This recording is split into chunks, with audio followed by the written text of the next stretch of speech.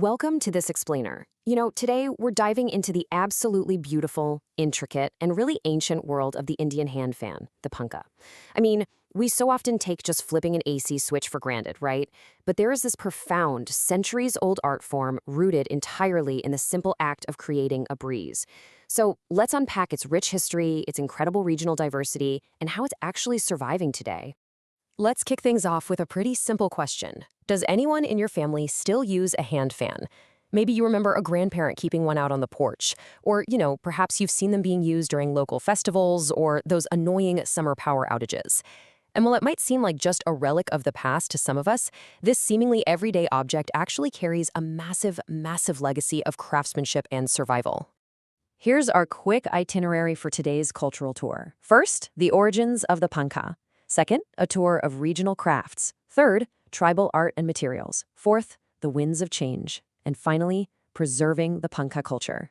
All right, to really get started, we need to define our terms a bit. The word Pankha actually originates from the word punk, which literally translates to a bird's feather. Now today, Pankha is used as a broad term for all fans, but historically there was also the Pankhi. This was a very specific, small, plumed fan used in ancient India. And hey, when we talk about these fans, definitely don't just picture one standard size. These things range tremendously. I mean, we're talking anywhere from a tiny, delicate 2-inch Pankhi meant just for gentle, personal cooling, all the way up to these massive, heavy Pankhas that literally required a person's full arm strength just to pull them back and forth. So, let's look at Section 1, Origins of the Pankha, taking a look back in time. Our earliest visual evidence for these fans actually dates all the way back to the 2nd century CE. You can spot them right there in the famous Buddhist wall paintings at the Ajanta caves. From there, well, their purpose was really elevated. Back in ancient times, Pankhas were absolutely essential in temples to gently fan deities, and they were a total staple in royal courts to cool kings. They weren't just functional, they were a huge symbol of status and reverence. And eventually, they evolved into much more than just local cooling devices. They actually transformed into these exotic, highly sought-after cultural goods that were traded extensively all across early commerce routes. It's like they went viral, ancient style. Moving right along to Section 2, a tour of regional crafts, where we'll see some very distinct local variations. Okay, just take a second and notice the incredible detail in this antique applique technique from Rajasthan. Seriously, this isn't just some piece of cloth hastily attached to a stick. This is a highly elaborate process. We're talking pieces of fabric, carefully cut into different shapes and patterns, and then painstakingly sewn onto another cloth using beautiful ornamental needlework. It's basically the striking mosaic of textiles, and it perfectly reflects the vibrant, colorful cultural core of Rajasthan itself. Sticking with Rajasthan for just a moment longer, we can contrast two entirely different yet equally stunning styles right side by side. On the one hand, you have the Zardosi hand fan. It differs completely from the applique we just saw because it uses this glittering, heavily encrusted gold threadwork. I mean, it is a true display of total opulence. Then, on the other hand, we have a painted hand fan. This one uses a simple cardboard base but features absolutely beautiful imagery.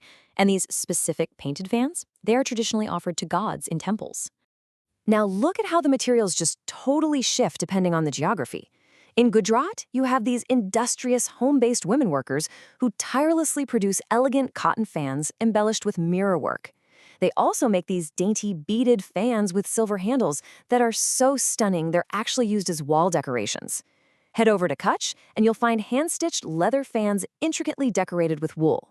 Then jump all the way over to Bengal, where artisans are using the milky white spongy center of the solo watergrass alongside those super easy-to-carry palm leaf fans, the tall patar pankha. Those are practically a constant possession in Bengali households.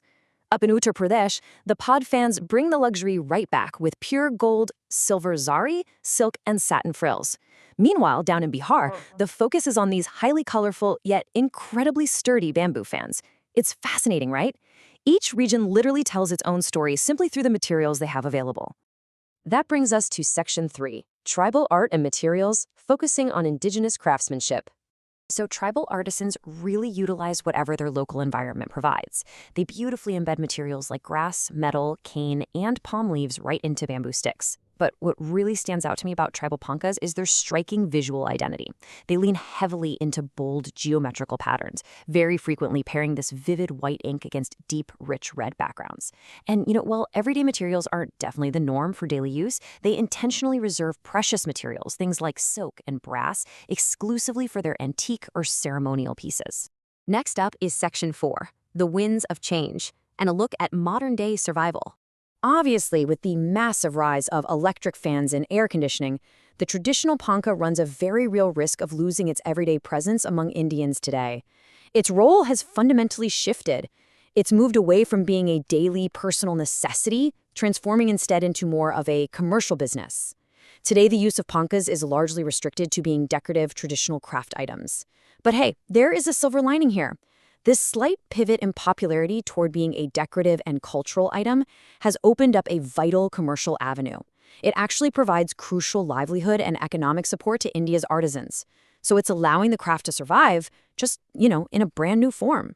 Which leads us perfectly into Section 5, Preserving the Pankha Culture, and how we protect this artistry. So, the roadmap to preserving all of this involves 3 pretty practical steps. First off, it starts with us, right? We have to actually celebrate and appreciate the culture, the underlying stories, and the immense artistry that this handicraft invokes. But of course, appreciation alone isn't quite enough. Step 2 is about action, hosting panka-making workshops and showcasing these fans in handicraft exhibitions to really spread awareness. And finally, step 3, which is probably the most important one for the makers themselves, is providing a robust commercial platform. By doing this, we help contemporary makers demonstrate their craft to a much wider audience. It ensures they can generate a sustainable livelihood while keeping this amazing tradition alive. So I want to leave you with this to think about. How do we strike that perfect balance? How do we balance preserving this highly traditional craftsmanship while still incorporating innovative designs for the future? Because as the panka shifts from a simple cooling tool into a true cultural canvas, there is just incredible room for evolution. By respecting its antiquity while also embracing the future of its design, we can make absolutely sure that the winds of change don't blow this charming craft away, but instead carry it forward. Thank you so much for joining me on this explainer. I really hope you walk away today with a brand new appreciation for the incredible story woven into every single Indian hand fan.